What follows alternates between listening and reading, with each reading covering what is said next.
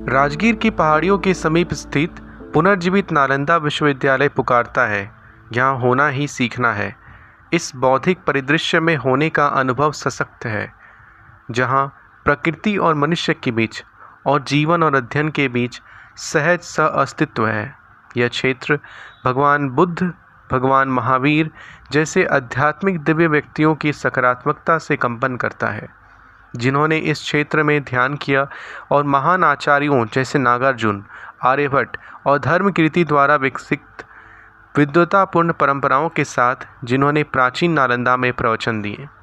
प्राचीन मगध मानवता के लिए शायद ही कभी ज्ञात बौद्धिक उथल पुथल से परिपूर्ण था।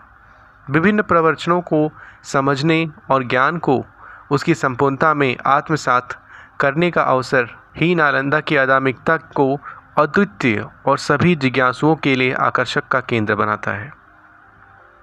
दुनिया के पहले आवासीय विश्वविद्यालय की स्थापना 427 ईस्वी में सम्राट कुमारगुप्त की उदारता से नालंदा में की गई थी। यह विद्वान भिक्षुओं और शिक्षकों की प्रतिबद्धता से 12वीं सदी ईस्वी के अंत तक 800 वर्षों से अधिक समय तक फला फूला। माना जाता है कि इसमें 2000 शिक्षक और 10,000 छात्र थे।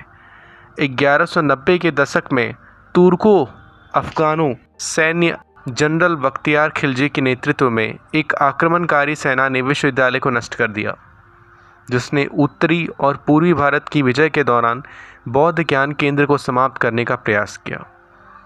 परिसर इतना विशाल था कि हमलावरों द्वारा लगाई गई आग 3 महीनों तक जलती रही।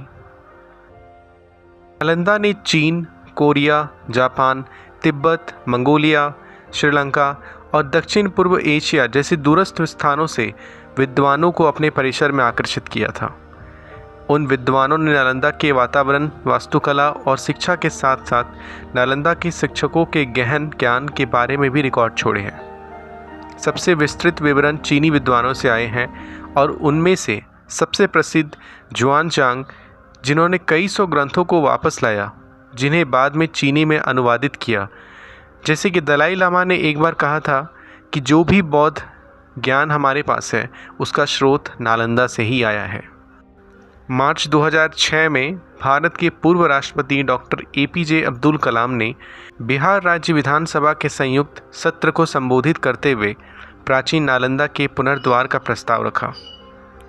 भारतीय संसद ने नालंदा विश्वविद्यालय अधिनियम 2010 को पारित किया और सितंबर 2014 में पहले बैच के छात्रों को नामांकित किया गया।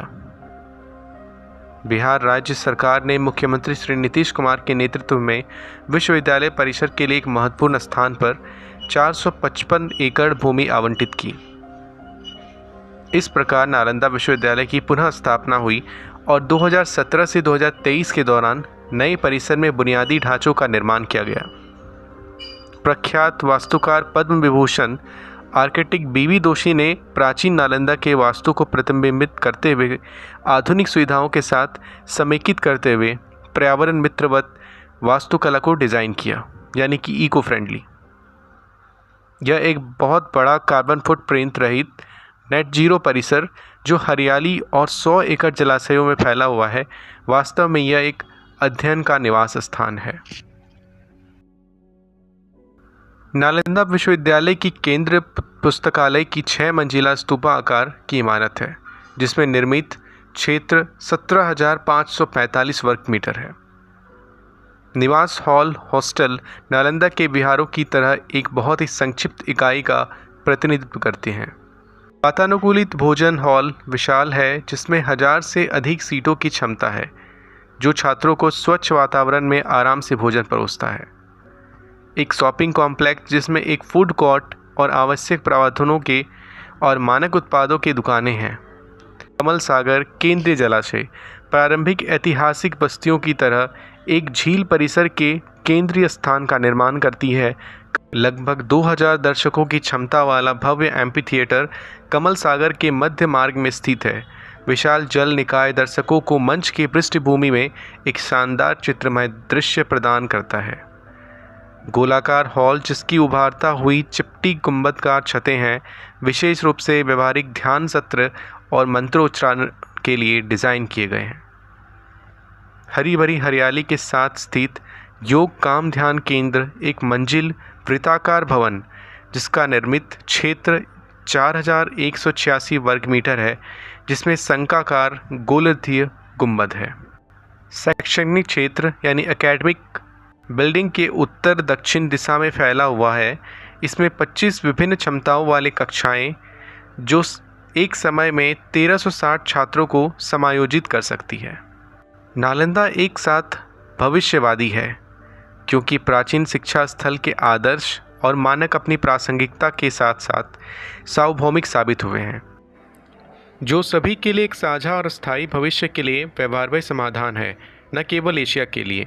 कोई आश्चर्य नहीं कि नालंदा विश्वविद्यालय के पुनर्द्वार की पहल को दुनिया भर में सर्वसम्मति और उत्साहपूर्वक स्वागत किया गया है। धन्यवाद।